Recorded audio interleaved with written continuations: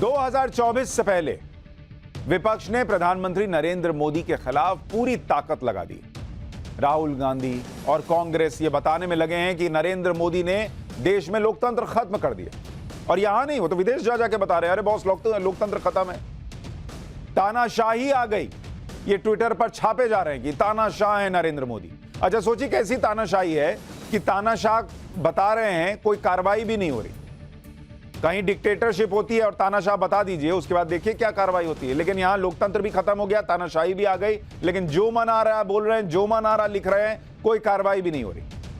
उधर अरविंद केजरीवाल पीएम को अनपढ़ बताने में जुटे हैं। उनकी गाड़ी ही वही अटक गई।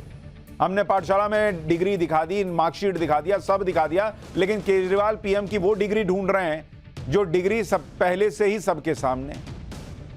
लेकिन इन डायरेक्ट और पर्सनल अटैक के बीच पीएम ने भी मैसेज दिया है और नरेंद्र मोदी ने कह दिया है कि बॉस तुम लोगों को जो करना है कर लो, मैं झुकेगा नहीं। वो झुकेंगे नहीं, वो कह रहे हैं, क्योंकि विपक्ष के लगातार हमलों को लेकर कई लोग मान रहे हैं कि नरेंद्र मोदी पर दबाव बनाने की राजनीति है, जिसमें ईडी सीबीआई को लेकर नरेंद्र मोदी कुछ दबाव में आए। इन एजेंसीज जो कार्रवाई कर रहे हैं, नोटों के बंडल निकल रहे हैं, कोई जेल जा रहा है, ये सब रुक जाए इस दबाव की वजह से। कई लोगों को लगता है, कई नेता ये चाहते हैं। लेकिन नरेंद्र मोदी जिस तरह से बड़े और बोल्ड फैसले बिना किसी हिचक के, बिना किसी दबाव के लेते रहे हैं, उससे अब तक यह साबित हुआ है कि नरेंद्र मोदी उन नेताओं में से है ही नहीं जो किसी प्रेशर में आ जाए। आज पीएम मोदी ने सीबीआई के एक कार्यक्रम में कुछ ऐसा कहा जो उन सभी नेताओं के लिए बड़ी चेतावनी है जो जांच एजेंसीज पर दबाव डालने वाली राजनीति कर रहे हैं और इस राजनीति के जरिए एक तरह से पीएम मोदी पर भी दबाव बनाने का प्रयास कर रहे हैं। लेकिन पीएम तो प्रेशर में आते नहीं और यही बात लोगों को पसंद नहीं आती कि ये आदमी प्रेशर में आ क्यों नहीं रहा है। पीएम ने आज सीबीआई के इस कार्यक्रम में सीबीआई के अधिकारियों को क्या कहा, पहले एक बार वो सुनिए। इतने बड़े बड़े घोटाले हुए लेकिन आरोपी निश्चिंत थे। उन्हें पता था कि तब का सिस्टम उनके साथ खड़ा है। आज देश में करप्शन के खिलाफ कार्रवाई करने के लिए राजनीति की इच्छा शक्ति में कोई कमी नहीं है। आपको कहीं पर भी हिचकने, कहीं रुकने की जरूरत नहीं है। मैं जानता हूं जिनके खिलाफ एक्शन ले रहे हैं वो बहुत ताकतवर लोग हैं। इकोसिस्टम अक्सर उनके काले कारनामों को कवर देने के लिए, आप जैसी संस्थाओं की छवि बिगाड़ने के लिए एक्टिव हो जाता है। न्याय के, इंसाफ के एक ब्रांड के रूप में सीबीआई हर जुबान पर है। देखिए ये बात तो है, विपक्ष में कोई भी बैठा हो, वो कितना ही सीबीआई को बताया कि ये केंद्र के में जिसकी सरकार होती है उसकी कठपुतली है, लेकिन जब भी कोई बड़ा मसला होता है तो वो कहते यही है कि सीबीआई जांच कराई। अभी अडानी मामले में तो विपक्ष के लोग खुद गए थे ईडी के दफ्तर कि आप जांच कीजिए, लेकिन उसी सीबीआई ईडी को फिर सवालों के घेरे में भी खड़ा करते हैं। नरेंद्र मोदी पर जो राजनीतिक दबाव बनाने की कोशिश हो रही है वो दबाव एक तरफ से नहीं है, विपक्ष में चौतरफा जोर लगाया जा रहा है कि किसी तरह इस आदमी को प्रेशर में लाना होगा। लेकिन वो तो कह रहे हैं मैं प्रेशर में आ ही नहीं रहा। हालांकि जैसे आज राहुल गांधी ने किया, सूरत कोर्ट में अपील दाखिल करने के लिए वो कांग्रेस के पूरे दल बल के साथ सूरत पहुंचे। ये तस्वीरें आप देखिए, देश देखकर हैरान है कि एक व्यक्ति जिसकी सांसदी चली गई, जिसको सजा हो रखी है, वो आदमी कोर्ट में अपील करने गया ऊपरी अदालत में, उसके लिए ऐसा माहौल बना दिया गया जैसे पता नहीं कौन सी जंग जीत कर आए। राहुल गांधी को सूरत कोर्ट से दोषी करार हुए 11 दिन हो गए, यानी करीब करीब 2 हफ्ता होने को है। इस बीच राहुल गांधी के लिए खूब माहौल भी बनाया गया, सावरकर नहीं है, गांधी हूं वाली बातें की गई, नरेंद्र मोदी को कोसा गया। लेकिन राहुल गांधी की टीम को अपील करने का टाइम अब जाकर मिला।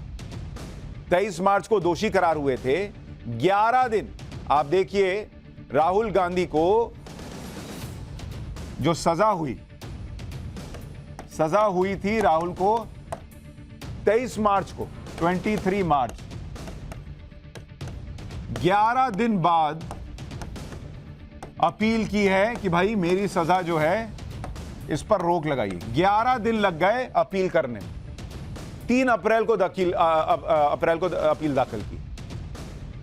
अब जब अपील दाखिल करनी थी तो चले जाते, अपील करके चले आते। नहीं, पूरे दल बल के साथ सूरत पहुंच गए। अच्छा, जब जिस दिन सजा हुई उस दिन राहुल गांधी गए थे अकेले। आज जब अपील करने गए तो उनकी बहन प्रियंका वाड्रा भी उनके साथ सूरत पहुंच गई। ये तस्वीरें देखिए, राहुल गांधी बस में बैठकर प्रियंका के साथ सूरत की सेशंस कोर्ट की तरफ जा रहे हैं। बस के अंदर से वो हाथ हिलाकर लोगों का अभिवादन कर रहे हैं। किन लोगों का अभिवादन कर रहे हैं भाई? इन्हीं लोगों ने अभी गुजरात चुनाव में आपकी सीटें जो हैं वो बम्पर घटा दी थी। तो ये कौन लोग हैं जो देखने आए? और ये शायद ये देखने आए हैं कि ऐसा क्या ही हो गया कि ये लोग सब लोग आए हैं बस में बैठकर। राहुल गांधी एक काले रंग की बस में सवार होकर सूरत कोर्ट पहुंचे। मतलब काला रंग कपड़ा पहन के तो प्रदर्शन कर ही रहे हैं, बस भी इन लोगों ने काली चुनी। इस बस में कांग्रेस के बड़े नेता थे, प्रियंका वाड्रा थी उनके साथ मौजूद, वकीलों की फौज भी साथ में थी। जो फौज पहले लग गई होती तो शायद कुछ अलग फैसला आया होता। वो वकीलों की फौज आज पहुंची थी राहुल गांधी के साथ। राहुल गांधी जब कोर्ट पहुंचे तो बस से उतरकर भी उन्होंने भीड़ की तरफ हाथ हिलाया। फिर भारी सुरक्षा के बीच राहुल गांधी कोर्ट के अंदर चले। सूरत एयरपोर्ट से लेकर कोर्ट रूम तक प्रियंका वाड्रा राहुल गांधी के साथ रहीं। दोनों साथ में दिल्ली लौट आए। प्रियंका वाड्रा का राहुल गांधी के साथ आना एक बार के लिए समझ में भी आता है कि राहुल गांधी की कुर्सी बंगला सब चला गया है और प्रियंका परिवार से हैं, इसलिए कोई बड़ी बात नहीं कि राहुल गांधी के साथ वो सूरत कोर्ट में सुनवाई के लिए पहुंच गई। बहन है भाई, चलिए चली गई। लेकिन राहुल गांधी के साथ सूरत में कांग्रेस के 3 मुख्यमंत्री क्या कर रहे थे भाई? ये पब्लिक को समझ में नहीं आ रहा है। 3 राज्यों के कांग्रेस के मुख्यमंत्री आज सूरत पहुंचे हुए थे। राजस्थान से अशोक गहलोत पहुंचे हुए थे। छत्तीसगढ़ से मुख्यमंत्री भूपेश बघेल पहुंचे हुए थे, ये तस्वीर देखिए। और हिमाचल प्रदेश से सीएम सुखविंदर सिंह सुक्खू पहुंचे हुए थे। राहुल गांधी एक कानूनी मामले में सूरत आए थे, कोई चुनावी रैली तो कर नहीं रहे थे, इसलिए मुख्यमंत्रियों का काम छोड़कर यहां आना समझ से परे है। सिर्फ 3 मुख्यमंत्री इसलिए दिखे क्योंकि कांग्रेस की देश में 3 ही राज्य में मुख्यमंत्री ही हैं। अगर और होते तो शायद और को भी ले आते। अगर ज्यादा राज्यों में मुख्यमंत्री होते तो वो भी शायद अटेंडेंस लगाने पहुंच जाते। माला वाला पहना रहे भाई, पता नहीं क्या ही करके आए। जैसे वो फॉरेन में अपने एथलीट्स नहीं जीत कर आते हैं तो उनको माला पहना जाए, वैसे माला पहना रहे। आपको एक और तस्वीर दिखाता हूं। जब कोर्ट की सुनवाई खत्म हुई और राहुल गांधी प्रियंका वाड्रा कोर्ट से बाहर आए और बस की तरफ बढ़ने लगे तो उनके पीछे भूपेश बघेल और अशोक गहलोत भी दिख रहे थे। कोर्ट के बाहर राहुल गांधी के समर्थन में नारेबाजी भी हो रही थी। एक बार सुनवाइए कैसे नारेबाजी हो रही।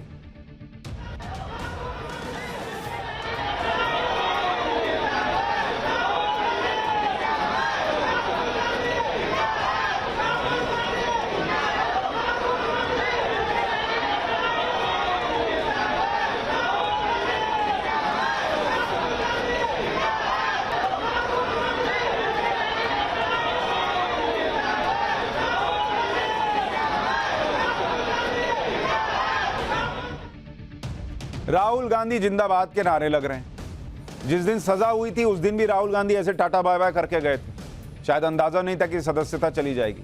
आज भी टाटा बाय बाय कर रहे हैं। एक और तस्वीर आपको दिखाता हूं। एयरपोर्ट पर जैसे ही राहुल गांधी पहुंचे, माला पहनाने की होड़ लग गई भाई। अशोक गहलोत राहुल गांधी को माला पहना रहे हैं और ऐसा लग रहा है जैसे राहुल गांधी सूरत किसी रैली को संबोधित करने आए, केस की अपील करने नहीं आए, केस के लिए वहां पर अर्जी लगाने नहीं आए।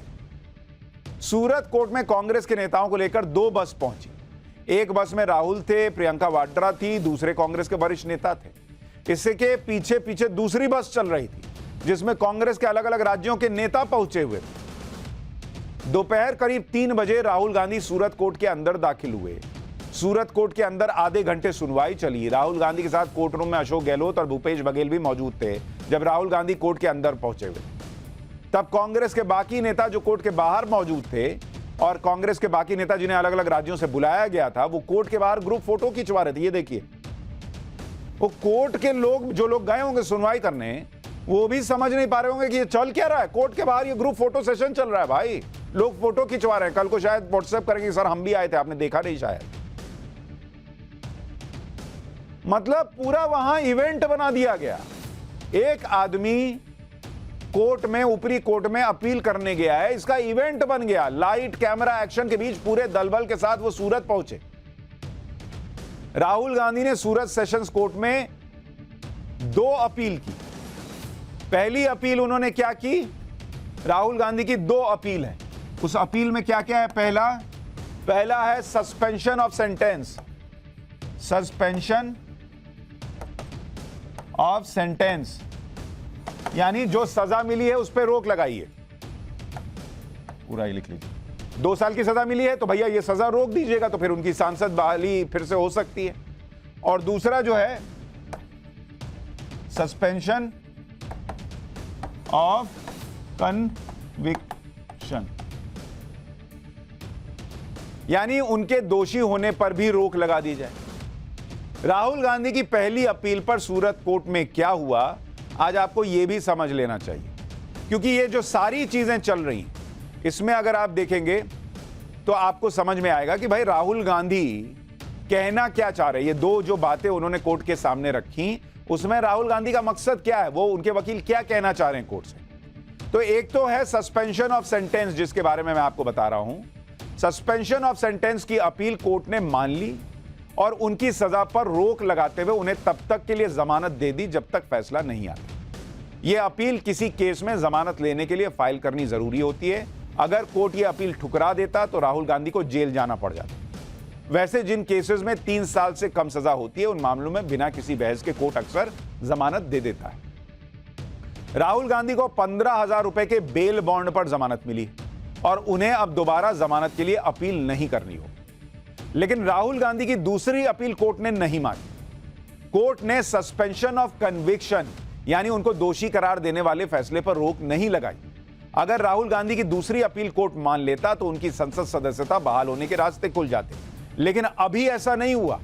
कोर्ट में राहुल गांधी के वकीलों ने दूसरी अपील पर आज ही सुनवाई करने की मांग की, लेकिन कोर्ट ने कहा कि इस पर आज सुनवाई नहीं हो सकती क्योंकि शिकायतकर्ता का वकील ही मौजूद नहीं है। इसलिए सूरत सेशंस कोर्ट ने इस मामले में शिकायतकर्ता पूर्णेश मोदी को नोटिस भेजकर 10 अप्रैल तक जवाब मांगा है।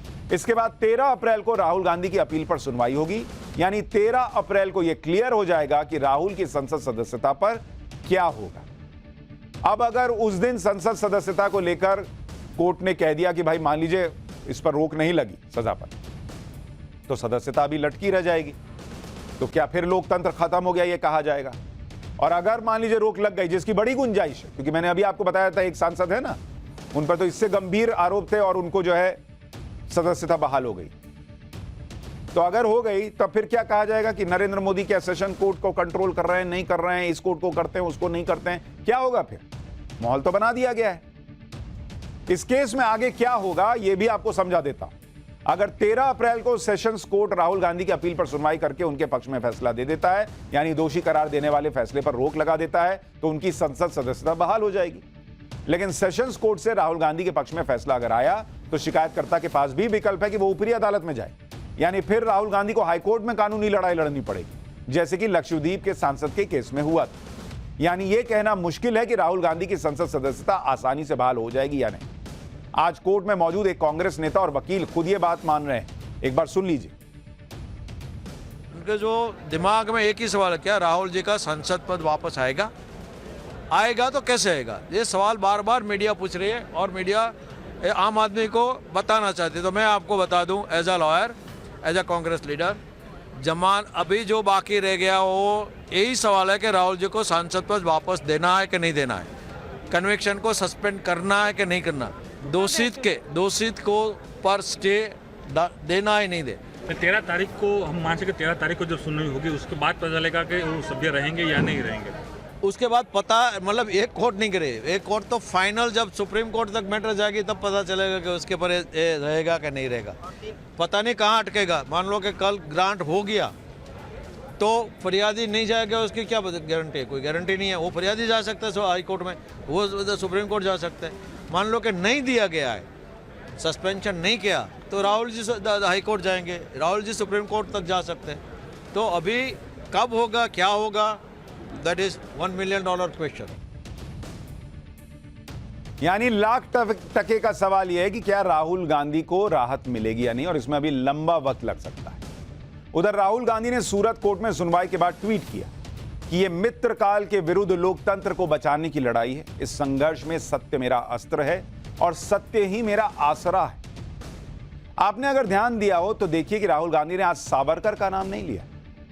जो राहुल गांधी अपने इस केस में सावरकर नहीं गांधी हूं, माफी नहीं मांगूंगा ये कह रहे थे, वो शायद अब सावरकर के नाम पर सरेंडर कर चुके हैं, क्योंकि पहले उद्धव गुट की शिवसेना और अब शरद पवार ने भी सावरकर के मुद्दे पर नसीहत दे दी है। सावरकर के मुद्दे को लेकर शरद पवार ने नागपुर के एक कार्यक्रम में कहा कि देश की आजादी के लिए सावरकर के बलिदान को नजरअंदाज नहीं किया जा सकता। पवार ने कहा कि 32 साल पहले उन्होंने संसद में सावरकर के प्रगतिशील विचारों के बारे में अपनी बात रखी थी। सावरकर ने रत्नागिरी में घर के सामने एक छोटा मंदिर बनवाया था और उन्होंने उस मंदिर में पुजारी के तौर पर वाल्मीकि समाज के व्यक्ति को रखा था, और ये उस समय बहुत प्रगतिशील बात। तो राहुल गांधी जिन लोगों को अपना करीबी लेकर चल रहे हैं, जिनके जरिए अब वो नरेंद्र मोदी के खिलाफ लड़ेंगे, वो सारे लोग सावरकर के साथ खड़े हैं, शरद पवार हो, उद्धव ठाकरे हो। तो राहुल गांधी ने वो जो मैं सावरकर नहीं गांधी हूं वाला पर्चा जेब में डाल लिया। छोड़ो भैया, ये बोलो ही मत। अच्छा, राहुल गांधी को लेकर एक कंफ्यूजन और है। लोग ये समझ ही नहीं पा रहे कि राहुल गांधी पीड़ित दिखना चाह रहे हैं या वो अपने आप को सुपर हीरो की तरह दिखाना चाह रहे हैं, क्योंकि ये जो माहौल बना रहे हैं इससे वो पीड़ित तो नहीं लग रहे। और अगर उनको पीड़ित दिखना है कि देखो मेरे पे कितना अत्याचार हुआ क्योंकि मैं देश के लिए लड़ रहा था, तो भाई उनको ये लाव लश्कर, इसमें ना लोगों से आप बात कीजिए तो लोगों को ऐसा लगता है जैसे कोई व्यक्ति सिस्टम से ऊपर हो, वैसी वाली फीलिंग आ रही। क्योंकि आम आदमी के लिए तो ये नहीं होता। नरेंद्र मोदी से पूछताछ हुई थी, एसआईटी ने की थी, तब तो वो तो ऐसे नहीं गए थे लाव लश्कर के साथ। अमित शाह ने भी नहीं किया था, इनके दूसरे पुराने पूर्वज जो हैं उन्होंने भी नहीं किया था। ये कर रहे हैं तो पब्लिक का जो सेंटिमेंट थोड़ा बहुत बनता है वो स्वाहा हो जाता है। अरे ये तो लग रहा है सिस्टम से ही ऊपर है, बहुत ऊपर की चीज है, तो खत्म हो जाता है सारा मामला। उधर राहुल गांधी के केस में कांग्रेस ये मैसेज देने की कोशिश कर रही है कि राहुल गांधी को एक साजिश के तहत फंसाया गया और इसमें फिक्सिंग थी। ये एक तरह से न्यायिक प्रक्रिया पर सवाल उठाने जैसा है। इसी तरह का राजनीतिक स्टंट आजकल अरविंद केजरीवाल भी कर रहे हैं। पीएम की डिग्री के मामले में गुजरात हाईकोर्ट से फैसला आने के बाद भी और केजरीवाल पर 25,000 रुपए का जुर्माना लगने के बाद भी अरविंद केजरीवाल पीएम की डिग्री को मुद्दा बनाने में जुटे हुए हैं। उनकी गाड़ी वहीं अटक गई है, डिग्री दिखाइए, डिग्री दिखाइए, डिग्री दिखाइए। पीएम को अनपढ़ बताने में लगे हुए हैं। कोर्ट का फैसला आने के बावजूद केजरीवाल क्या कह रहे हैं सुन लीजिए। हाईकोर्ट के ऑर्डर ने प्रधानमंत्री जी की शिक्षा को लेकर जो संशय था वो और बढ़ा दिया है। इस बात का लोगों को जवाब नहीं मिल पाया कि प्रधानमंत्री जी कितने पढ़े लिखे हैं। कुछ डिग्री इधर उधर, एक दिन अमित शाह जी ने भी प्रेस कॉन्फ्रेंस करके कुछ वर्ष पहले डिग्री दिखाई थी। अगर डिग्री है और वो सही है तो डिग्री दिखाई क्यों दी क्यों नहीं जा रही? गुजरात विश्वविद्यालय, दिल्ली विश्वविद्यालय डिग्री क्यों नहीं दे रहे? उनकी जानकारी क्यों नहीं दे रहे? भारत जैसे देश के प्रधानमंत्री पढ़े लिखे होने चाहिए। आज 21वीं सदी का भारत है, 21वीं सदी का युवा। भारत की तरक्की कौन कर सकता है? एक पढ़ा लिखा आदमी कर सकता है। कम पढ़ा लिखा और अनपढ़ आदमी तरक्की नहीं कर सकता। अब बहुत ध्यान से सुनिएगा, ये लाइन पकड़ के लिख के ऊपर वाली जेब में डाल लीजिए। अरविंद केजरीवाल कह रहे हैं कि देश की तरक्की एक पढ़ा लिखा ही आदमी कर सकता है, और वो पढ़ा लिखा उनके हिसाब से कौन होना चाहिए? जिसके पास डिग्री होनी चाहिए, जो कम से कम ग्रेजुएट तो हो। उससे कम क्या पढ़ा लिखा वो मानेंगे? क्योंकि पीएम तो एमए की डिग्री दिखा रहे हैं, फिर भी नहीं मान रहे। कह रहे हैं कि वो डीयू और गुजरात यूनिवर्सिटी डिग्री दे क्यों नहीं रहा? देने के घर आएगा, पढ़ा हुआ ऑनलाइन ले लीजिए। अच्छा, पाठशाला में हमने दिखाया था कि कैसे 2016 में प्रेस कॉन्फ्रेंस की थी अमित शाह ने और अरुण जेटली ने, लग रहा देखे थे, तो कह रहे हैं कि अच्छा वो वाला वीडियो तो है लेकिन दे नहीं रहे। अरे भाई नहीं दे रहे, मान लीजिए आपको लगता है पीएम की डिग्री फर्जी है, कोर्ट चले जाइए, इलेक्शन कमीशन चले जाइए, बोलिए इस प्रधानमंत्री जो है उन्होंने फर्जी जानकारी दी हुई है अपने एफिडेविट में जब चुनाव लड़ते वक्त, इनकी सदस्यता रद्द कीजिए। वो क्यों नहीं करते हैं? सामने डिग्री है, वो देख रहे ही रहे। अगर डिग्री को मानना नहीं है तो जाइए कोर्ट में कीजिए या इलेक्शन कमीशन के पास जाइए, वो भी नहीं कर रहे। पीएम अनपढ़ है क्योंकि इन्होंने कह दिया। अरविंद केजरीवाल के हिसाब से देश को चलाने वाला प्रधानमंत्री पढ़ा लिखा होना चाहिए। देश की तरक्की वही कर सकता है जो पढ़ा लिखा हो। इस फॉर्मूले का आविष्कार अरविंद केजरीवाल ने सिर्फ नरेंद्र मोदी के विरोध के लिए किया, क्योंकि उनकी अपनी पार्टी में कई नेता बड़े पदों पर हैं और उनके पास भी डिग्री नहीं है। इसलिए मैंने कहा था कि वो जो पर्ची ऊपर वाली जेब में रखे हैं कि पढ़ा लिखा आदमी ही तरक्की कर सकता है देश की। अब जरा वो पर्ची निकालिए। अब मैं आपको दिखाता हूं अरविंद केजरीवाल के साथी। केजरीवाल के साथी कितने पढ़े हैं, जरा इसको देखते जाइए। और मैंने आज कहा था शुरू में आपसे कि क्या ये पाठशाला देखने के बाद भगवंत मान का इस्तीफा लेंगे? पंजाब के मुख्यमंत्री हैं भगवंत मान। ये बीकॉम फर्स्ट ईयर तक पढ़े हैं। हालांकि बीकॉम फर्स्ट ईयर कोई पढ़ाई नहीं होती है, मतलब या तो आप बीकॉम कंप्लीट कर लीजिए, तो मोटे तौर पर मानिए तो इन्होंने 12वीं तक पढ़ाई कंप्लीट की है। बीकॉम फर्स्ट ईयर में पढ़ाई छोड़ दी थी इन्होंने, तो ये इनके पास भी जो है ग्रेजुएशन तक नहीं है। तो क्या पंजाब का मुख्यमंत्री नॉन ग्रेजुएट होना चाहिए? अरविंद केजरीवाल अभी अभी कह रहे थे, मैंने बाइट चलाई, कि पढ़ा लिखा आदमी ही तरक्की कर सकता है। तो जो 12वीं पास है, बीकॉम फर्स्ट ईयर में रहा, वो कैसे पंजाब की सरकार चलाएगा? वो कह रहे हैं कोई भी साइन करा के पीएम से ले जा सकता है, तो सीएम से भी ले जा सकता है। ये इनके इलेक्शन एफिडेविट में लिखा हुआ, मैं अपनी मर्जी से नहीं बता रहा हूं। इलेक्शन एफिडेविट में भगवंत मान ने लिखा है बीकॉम फर्स्ट ईयर। तो इनका इस्तीफा लेंगे अरविंद केजरीवाल कि नहीं? मैं तो कह रहा हूं कि भाई पढ़ा लिखा होना चाहिए, तुम मेरे उस हिसाब में नहीं बैठ रहे हो, इस्तीफा दे दो भगवंत। लेकिन इनको तो सीएम बनाए हुए हैं। अच्छा, इनके बहुत खास मनीष सिसोदिया, ये कितना पढ़े हैं? 18 विभाग देखने वाले मनीष सिसोदिया, शिक्षा विभाग से लेकर और वित्त मंत्रालय देखने से लेकर, इन्होंने डिप्लोमा किया है पत्रकारिता में। डिग्री नहीं है इनके पास, डिप्लोमा पत्रकारिता में किए थे। तो इनके पास भी डिग्री नहीं है, इनको तो 18 डिपार्टमेंट दे रखा था। अच्छा, दिल्ली विधानसभा में आम आदमी पार्टी के विधायकों की एजुकेशन क्वालिफिकेशन क्या है, वो भी आपको दिखा देता हूं। दिल्ली के विधायकों को देखिए, दिल्ली के विधायक, इनकी जरा स्थिति देखिए। इनमें 2 विधायक ऐसे हैं जो 8वीं पास हैं, 2। तो ये क्यों विधायक हैं? इनसे ले लीजिए इस्तीफा। टिकट क्यों दिए थे जब 8वीं पास हैं और आपको लगता है जो पढ़ा लिखा नहीं है वो तरक्की नहीं कर सकता देश की? 10वीं पास ऐसे 7 विधायक हैं। 10वीं पास 7 विधायक। 12वीं पास, अच्छा 12वीं तक को मैं क्यों मान रहा हूं कि ये जो है मानते नहीं होंगे कि ये कोई बहुत बड़ी पढ़ाई है, क्योंकि पीएम की एमए की डिग्री को नहीं मान रहे, तो 12वीं को क्या मानेंगे? तो 12वीं पास 13 विधायक है, तो 13 7 20 22 विधायक का तो अभी अभी इस्तीफा ले लीजिए। ग्रेजुएट 10 विधायक हैं और पोस्ट ग्रेजुएट जिन्होंने पीजी कर रखा है ऐसे 16 विधायक हैं, और अन्य डिप्लोमा या पीएचडी आदि करने वाले 5 हैं जो अदर्स में आएंगे, जिसमें मनीष सिसोदिया भी हैं क्योंकि इन्होंने डिप्लोमा किया हुआ, या ग्रेजुएट प्रोफेशनल जो हैं, ग्रेजुएट जिनके पास प्रोफेशनल डिग्री है, ग्रेजुएट प्रोफेशनल, ऐसे 9 लोग ये भी हैं। तो अरविंद केजरीवाल का जो पढ़ा लिखा होना चाहिए तभी देश तरक्की कर सकता है, ये अपने लोगों पे मानक नहीं चलता है। एक वक्त ऐसा भी था जब अरविंद केजरीवाल समाज सेवी अन्ना हजारे को अपना गुरु मानते थे। कई लोगों को तो लगता है कि अन्ना हजारे की वजह से ही आज अरविंद केजरीवाल यहां तक पहुंचे। उनके नेतृत्व में ही अरविंद केजरीवाल लोकपाल आंदोलन से जुड़े। अन्ना हजारे के पास भी कोई डिग्री नहीं थी, और अन्ना हजारे कितना पढ़े हुए हैं आपको पता है? अन्ना हजारे की स्थिति देख लीजिए। अन्ना हजारे, इनकी डिग्री क्या है? 7वीं पास है।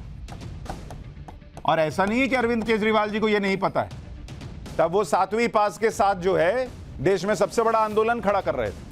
लेकिन अब चूंकि नरेंद्र मोदी को घेरना है तो ये डिग्री दिखाइए, वो डिग्री दिखाइए, और दिख रही है डिग्री फिर भी नहीं देखना चाह रहे। इसी मुद्दे पर अरविंद केजरीवाल के 2 बयान भी सोशल मीडिया पर वायरल हो रहे हैं, जिसमें एक बयान पुराना है जिसमें वो कह रहे हैं कि प्रधानमंत्री बनने के लिए आपको डिग्री की जरूरत नहीं है।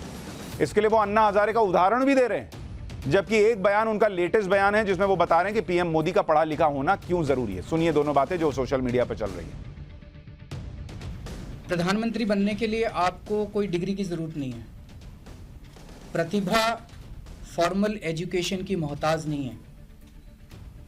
कम पढ़ा लिखा व्यक्ति जिसने कम शिक्षा प्राप्त की हो फॉर्मल एजुकेशन में, वो भी बहुत प्रतिभावान हो सकता है। अन्ना हजारे जी की एजुकेशन फॉर्मल एजुकेशन नहीं है, पर वो कितने ज्ञानी व्यक्ति हैं। प्रधानमंत्री का पढ़ा लिखा होना क्यों ज़रूरी है?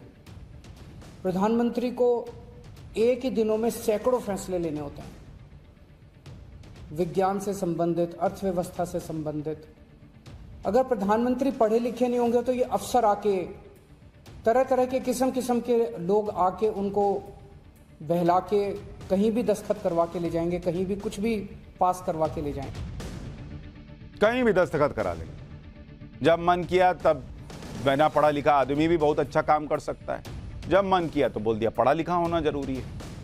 अच्छा, जो कोर्ट ने इन पर 25,000 का फाइन लिया, कोर्ट ने भी कहा कि भाई पढ़ाई का कोई पैमाना तो तय नहीं है। पहले तो वो या तो नियम बना लिया जाए ना कि इतना पढ़ा लिखा व्यक्ति ही जो है वो राजनीति में आ सकता है, और कोई पढ़ा लिखा व्यक्ति ही समाज सेवा अच्छी कर सकता है, ये कोई उनका एकाधिकार नहीं है, ये भी कोर्ट ने कहा। लेकिन अरविंद केजरीवाल अलग लाइन पर हैं, क्योंकि उनको पीएम की डिग्री की बात करनी, क्योंकि जब तक पीएम की डिग्री करते रहेंगे तब तक मनीष सिसोदिया पर कोर्ट ने क्या कहा, ये कोई पूछेगा ही नहीं। तो कोई सवाल पूछे ना मनीष सिसोदिया पर, इससे बचने के लिए पीएम पर सवाल उठाते रहो। अरविंद केजरीवाल जिन सियासी दोस्तों से मिलते हैं उनकी तस्वीरें भी आपको दिखाता हूं और उनकी डिग्री के बारे में भी आपको बताता हूं कि उनके पास कौन सी डिग्रियां हैं। जैसे मैंने आपको बताया, इस फोटो में आप देख रहे हैं भगवंत मान, ये 12वीं पास है, मतलब बीए फर्स्ट ईयर, 12वीं कंप्लीट की है, बीए फर्स्ट ईयर में रुक गए। उद्धव ठाकरे, ये भी 12th कंप्लीट किए हैं और उसके बाद इन्होंने डिप्लोमा किया हुआ है। डिग्री इनके पास भी नहीं है, इन्होंने 12th के बाद डिप्लोमा किया है। इसके बाद इनके दोस्त तेजस्वी यादव, ये 9वीं पास है, लेकिन इन सारे लोगों से इनकी दोस्ती चल रही है।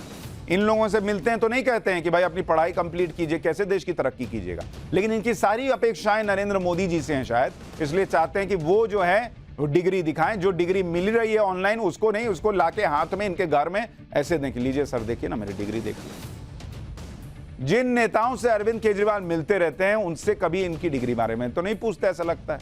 डिग्री के बारे में उस नेता से पूछते हैं जिस नेता पर दुनिया भर में टॉप है पर हैं वो, ये साफ दिख रहा है। जिस नेता की दुनिया में सबसे ज्यादा अप्रूवल रेटिंग है। अमेरिका की approval rating agency morning consult के ताजा सर्वे के मुताबिक 76% अप्रूवल रेटिंग के साथ नरेंद्र मोदी दुनिया के सबसे ज्यादा लोकप्रिय नेता हैं। इस लिस्ट में अमेरिकी राष्ट्रपति जो बाइडेन 41% रेटिंग के साथ छठे स्थान पर हैं। इनकी भी डिग्री मांग के देख लीजिए, इतनी कम अप्रूवल रेटिंग है। नरेंद्र मोदी को तो आप अनपढ़ बता रहे हैं, वो रैंक 1 है। और ये जो ऋषि सुनक हैं, जो बाइडेन है, आपके हिसाब से नरेंद्र मोदी से ज्यादा पढ़े हैं तो ज्यादा कमाल के नेता होंगे। ये लोग तो छठे और 10वें नंबर पर हैं। ऋषि सुनक की अप्रूवल रेटिंग मात्र 34% है, नरेंद्र मोदी की 76% है। लेकिन जहां तक डिग्री की बात, यह बात ध्यान रखना चाहिए कि पीएम मोदी लंबे वक्त से राजनीति में हैं और राजनीतिक संघर्ष के बीच ही उन्होंने अपना ग्रेजुएशन और पोस्ट ग्रेजुएशन पूरा किया। दिल्ली यूनिवर्सिटी से उन्होंने बीए की डिग्री हासिल की थी। साल 2016 में एक प्रेस कॉन्फ्रेंस के दौरान अरुण जेटली ने बताया था कि जब पीएम मोदी दिल्ली यूनिवर्सिटी से पढ़ाई कर रहे थे तब देश में आपातकाल लगा था और वो गुजरात से दिल्ली कैसे परीक्षा देने आते थे, उन्होंने कैसे बताया था, सुनिए। 70 के दशक में, उसके मध्य में जब इमरजेंसी थी उस वक्त हम लोग जेलों में थे। उससे पहले और उसके बाद कई वर्षों तक मैं दिल्ली में अखिल भारतीय विद्यार्थी परिषद के साथ जुड़ा हुआ था, उसका एक प्रमुख कार्यकर्ता था। उस वक्त के जितने भी सक्रिय विद्यार्थी थे, किसी संगठन के होंगे या कई पत्रकार जो यूनिवर्सिटी कवर करते थे, आज वरिष्ठ हैं, उन सब के लिए एक केंद्र स्थान था विद्यार्थी परिषद का कार्यालय, जो 33 नंबर बंगलो रोड एक घर में होता था, फर्स्ट फ्लोर पे।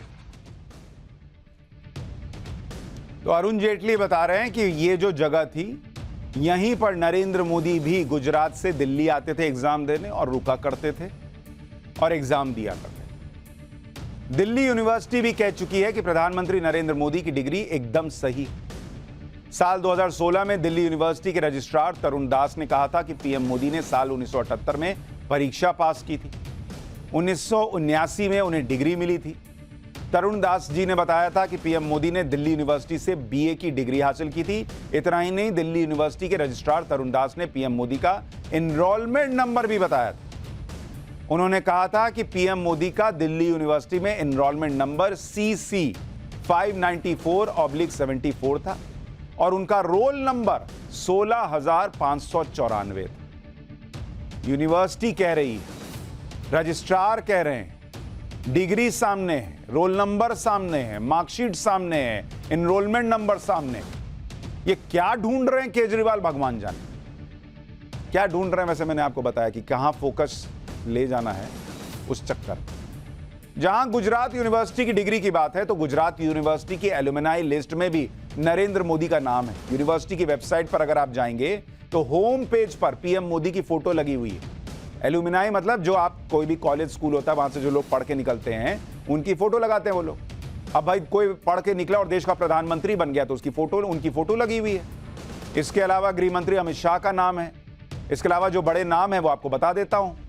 के कस्तूरी रंगन, अंतरिक्ष वैज्ञानिक, जस्टिस अजीज अहमदी, पूर्व chief justice of India, Pankaj Patel, chairman Zydus Cadila pharma company के, इन सब की फोटो लगी है और नरेंद्र मोदी की भी फोटो लगी है कि भैया एलुमनाई है। पर नहीं, अरविंद केजरीवाल तो अलग ही दुनिया में। अमेरिका में कई पॉलिटिकल साइंटिस्ट की रिसर्च कहती है कि नेता की डिग्री होने या ना होने की वोटर कोई परवाह भी नहीं करता, क्योंकि वोटर को गवर्नेंस से ज्यादा मतलब होता है। अमेरिका के कई महान नेताओं के पास कॉलेज डिग्री नहीं थी। अमेरिका के पहले राष्ट्रपति जॉर्ज वॉशिंगटन कभी औपचारिक शिक्षा के लिए स्कूल तक नहीं जा पाए। दास प्रथा का अंत करने वाले अमेरिकी राष्ट्रपति अब्राहम लिंकन भी औपचारिक शिक्षा के लिए स्कूल नहीं जा पाए थे। अमेरिकी राष्ट्रपति हैरी ट्रूमैन के पास भी कॉलेज की डिग्री नहीं थी। उस जमाने में अरविंद केजरीवाल होते तो इन लोगों से सबसे इस्तीफा ले लिया होता। क्या रखिए इस्तीफा। भारत में भी कई नेता रहे हैं जिनके पास बड़ी बड़ी डिग्रियां नहीं रही। जैसे अगर मैं आपको कुछ नाम बताऊं, के करुणानिधि का आपने नाम सुना होगा। के करुणानिधि ये बहुत बड़े नेता रहे दक्षिण के, और ये चार बार तमिलनाडु के सीएम रहे। इनकी डिग्री क्या थी, कितना पढ़े हुए थे? ये 10वीं पास थे, 10वीं पास। जयललिता, इनका भी दक्षिण में जबरदस्त प्रभाव, 5 बार सीएम रही। ये 10वीं पास थे, 10th पास। इसके अलावा आप सोचिए कि पंडित नेहरू ने जिस व्यक्ति को देश के पहले शिक्षा मंत्री की जिम्मेदारी दी, उन्होंने कोई औपचारिक शिक्षा तक नहीं ली। वो मदरसे में पढ़े थे, जबकि वो बहुत काबिल नेता थे, संविधान सभा के सदस्य थे, कांग्रेस के अध्यक्ष भी थे, जामिया मिलिया यूनिवर्सिटी के संस्थापक सदस्यों में एक थे। 11 साल तक वो देश के शिक्षा मंत्री थे। उनका नाम था मौलाना अबुल कलाम आजाद। ये वो व्यक्ति हैं जो देश के शिक्षा मंत्री रहे। शिक्षा मंत्री रहे कब से कब तक? देश के 1947 से लेकर 1958 तक शिक्षा मंत्री रहे देश के। मदरसे से पढ़ा व्यक्ति, कांग्रेस अध्यक्ष रहे 1940 से 1946 तक। मौलाना अबुल कलाम आजाद के कार्यकाल में ही यूजीसी, आईआईटी जैसे शिक्षा संस्थानों की नींव रखी गई, उसी आईआईटी की जिसमें अरविंद केजरीवाल भी पढ़े। अबुल कलाम आजाद को 1992 में मरणोपरांत भारत रत्न से सम्मानित किया गया। तो अरविंद केजरीवाल जो माहौल बना रहे बनाए, लेकिन उससे उनका ही नुकसान हो रहा है, क्योंकि जिस वक्त देश में अलग अलग जगहों पर नेताओं के यहां रेड पड़े तो नोटों की गड्डियां निकल रही हैं, जिस वक्त अलग अलग जगहों पर लोग जेल जा रहे हैं, कोर्ट कह रहा है कि इनके खिलाफ पर्याप्त सबूत दिख रहे हैं, वैसे वक्त में आप नरेंद्र मोदी का कोई भ्रष्टाचार सामने न रखकर उनकी डिग्री ढूंढने में लगे हैं, ये बताने में लगे कि आदमी कितना पढ़ा है या नहीं पढ़ा है। इससे उनकी अप्रूवल रेटिंग आप और बढ़ा रहे हैं, लोगों का उनमें विश्वास और बढ़ा रहे हैं कि इसका मतलब नरेंद्र मोदी एकदम पाक साफ है, उनके खिलाफ इनको कुछ मिल नहीं रहा, तो फिर उनकी डिग्री के पीछे पड़े। जो डिग्री भी सामने दिख रही है, कुछ तो अच्छा ढूंढ लेते। बंगाल में जिस तरह से रामनवमी पर हिंसा हुई और जिस तरह से हावड़ा के बाद हुगली में भी बवाल हुआ, उससे ममता बनर्जी और बीजेपी के बीच राजनीतिक टकराव चरम पर पहुंच गया। आज जब बंगाल बीजेपी के नेता हुगली के लिए निकल रहे थे तो पश्चिम बंगाल पुलिस ने उन्हें हुगली जाने से रोक दिया।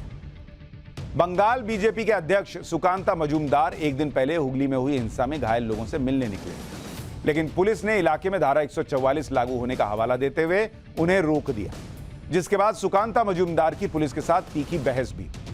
सुकांता ने आरोप लगाया कि उन्हें योजना के तहत हुगली जाने से रोका जा रहा है। इसके विरोध में वो हुगली जाने वाले रास्ते पर धरने पर बैठ गए। अब जरा इसी तस्वीर को थोड़ी देर के लिए, आगे जानकारी दूं उससे पहले थोड़ी देर के लिए इमेजिन कीजिए कि ये यूपी में हो गया हो। उसके बाद आप देखते कि कैसा माहौल बनता, कि लोकतंत्र खत्म हो गया, कैसे पूरा इकोसिस्टम एक्टिव होता। लेकिन ये बंगाल में हो रहा है तो सन्नाटा पसरा। अच्छा, ये जब वहां पर हुआ तो बीजेपी के कार्यकर्ताओं ने भी प्रदर्शन शुरू कर दिया। बीजेपी कार्यकर्ताओं ने पुलिस बैरिकेड्स तोड़ दिए और पुलिस से भिड़ गई। बीजेपी ने ममता बनर्जी पर तुष्टीकरण की राजनीति का आरोप भी लगाया। एक बार बयान सुनिए, फिर आगे की बात। भाजपा ने तो मोम नहीं मारा, दिखाई दे रहा है कौन पत्थर मार रहा है, और पुलिस पर हमला हुआ, पुलिस पत्थर मार रही है, ये भी वीडियो है। मुसलमानों को क्यों मार रही थी पुलिस? क्योंकि पुलिस भी खुद आक्रांत हुई ना। बाद में क्या हुआ, पुलिस के पास फोन आया, कहाँ से, तृणमूल के नेताओं का फोन आया तो भाग गई उधर से। पुलिस पूरी तरीके से प्लान फुलिए कर रही है, ऊपर की इंस्ट्रक्शन की वजह से कर रही है। यहाँ के सांसद, विधायक और कल रामनवमी के जुलूस से पहले अपरूपा पुद्दार का भी गाड़ी इधर दिखा गया। वो यहाँ पे क्या कर रहे हैं, उनके पतिदेव यहाँ पे क्या कर रहे थे, इसका भी इन्वेस्टिगेशन होना चाहिए। हुगली में रविवार को रामनवमी के बाद निकाली जा रही शोभा यात्रा पर पत्थरबाजी हुई, आग लगाई गई। हिंसा में बीजेपी के एक विधायक को चोट भी आई। यह घटना हुगली के रिशड़ा इलाके में उस वक्त हुई जब शोभा यात्रा संध्या बाजार इलाके को पार कर रही थी। इसी दौरान कुछ लोगों ने शोभा यात्रा पर पथराव शुरू कर दिया, जिसमें बीजेपी के एक विधायक समेत कई लोग घायल हो गए।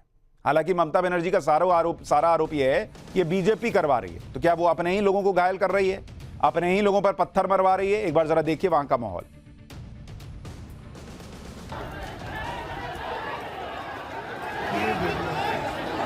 पीछे तरफ देखना।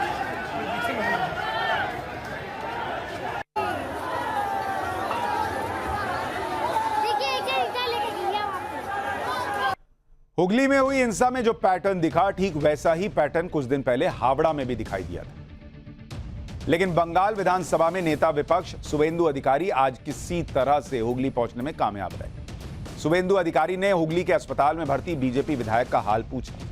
शुवेंदु अधिकारी ने हुगली में हुई हिंसा के लिए ममता सरकार को जिम्मेदार ठहराया और बंगाल के हालात को पाकिस्तान और बांग्लादेश से भी बदतर बता दिया। उधर हमेशा की तरह ममता बनर्जी ने बंगाल में हो रही हिंसा का ठीकरा बीजेपी पर फोड़ने की कोशिश की। ममता बनर्जी ने न सिर्फ रामनवमी पर हुई हिंसा के लिए बीजेपी को जिम्मेदार ठहरा दिया, बल्कि 6 अप्रैल को हनुमान जयंती के दिन की तस्वीरें भी अपने दिमाग में सेट कर ली। सुनिए ममता बनर्जी क्या बता रही। আর বিজেপির আমলে দেখছি দাঙ্গাবাজি, রোজার মাস চলছে, রমজান মাস চলছে, অন্নপূর্ণা পূজা চলছে। কেন বাবু, রামনবমীর মিছিল 5 দিন হবে কেন?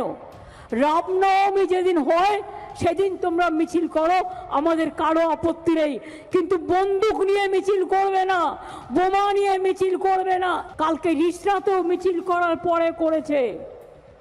আর একটা দিন আমি অ্যাডমিনিস্ট্রেশনকে সতর্ক করব, 6 তারিখটাও মনে রাখবেন আমাদের ছেলে মেয়েরাও। 6 তারিখটা আমরা বজরংবলীকে সবাই সম্মান করি, কিন্তু ওরা যেন দাঙ্গার নামে আবার কোনো প্ল্যান করতে না পারে, এটা মাথায় রেখে দেবেন। সারা ভারতবর্ষে করছে। यानी ममता बनर्जी ने एक बार फिर सब बीजेपी पर डाल दिया। यही बीजेपी ही कर रही है और ये लगातार लंबा पैटर्न है। बीजेपी के कार्यकर्ताओं की मौत हो जाए, बीजेपी पर हमला हो जाए, कुछ भी हो जाए, सब बीजेपी पे ही डाल दो। अच्छा, महाराष्ट्र में, गुजरात में, बीजेपी शासित राज्य में भी हो रहा है, लेकिन वहां का सब नजरअंदाज करो, बंगाल में सब बीजेपी कर रही है।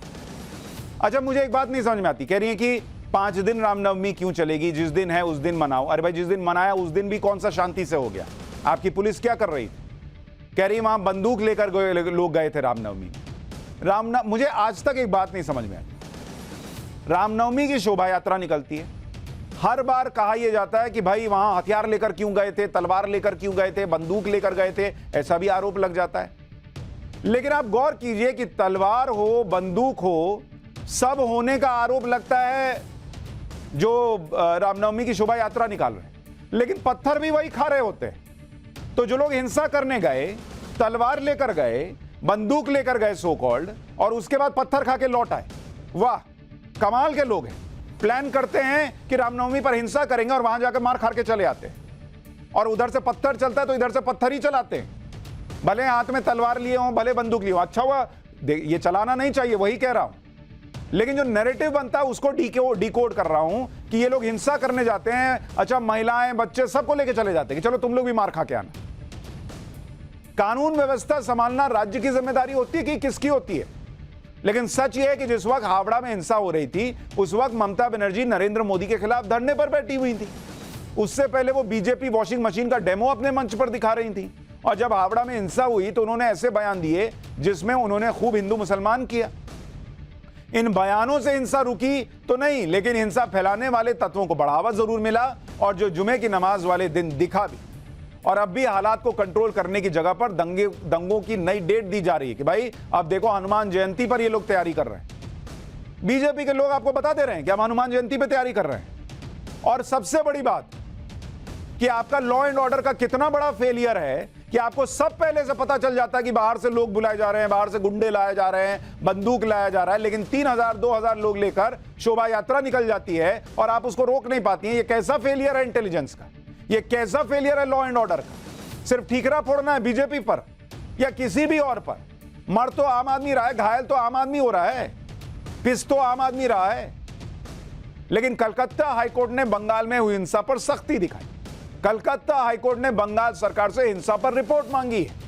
हाईकोर्ट ने 5 अप्रैल तक हिंसा से जुड़े सीसीटीवी फुटेज और वीडियोस जमा करने का आदेश दे दिया। कोर्ट ने हिंसा को लेकर बंगाल पुलिस को भी फटकार लगाई है। साथ ही कहा है कि पुलिस क्यों इसे कंट्रोल नहीं कर पाई। वही सवाल जो हम पूछ रहे हैं कि बॉस कुछ भी था और आपको तो हर चीज पता है कि कहां से लोग लाए जा रहे हैं, पहले से प्लानिंग है, ये दंगा करना चाह रहे हैं, तो पुलिस कंट्रोल क्यों नहीं कर पाई, ये भी पूछ रही है हाईकोर्ट भी, जबकि जुलूस उनकी अनुमति के बाद ही निकला था।